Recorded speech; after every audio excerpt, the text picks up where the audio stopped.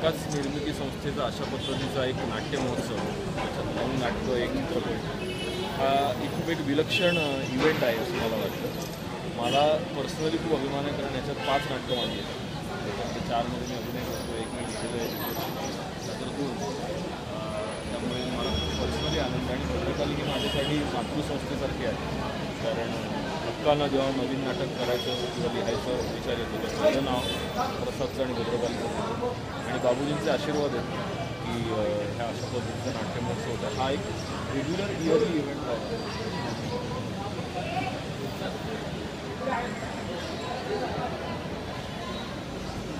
हो, प्रयोग आहे. प्रसाद उघड आहे.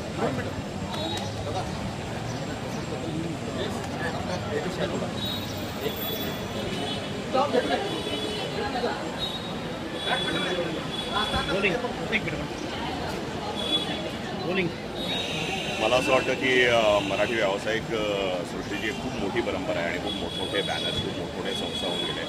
म्हणजे कलावैभव असेल, चंद्ररेखा असेल, पृथ्वीराजी असेल, कधीकधी एक त्याच्यातलं अत्यंत महत्त्वाचं सिनियर खूप नाव आहे. तर ज्या अत्यंत सिनियर संस्था आहेत त्यापैकी एक अत्यंत महत्त्वाची संस्था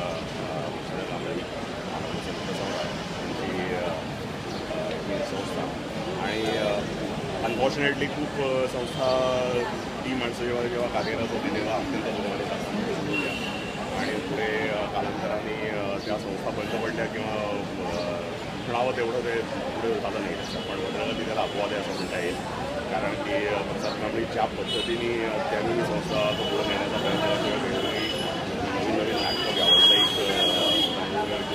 त्यामुळे मला त्याला सॅल्यूट आहे, कारण की हा एक अत्यंत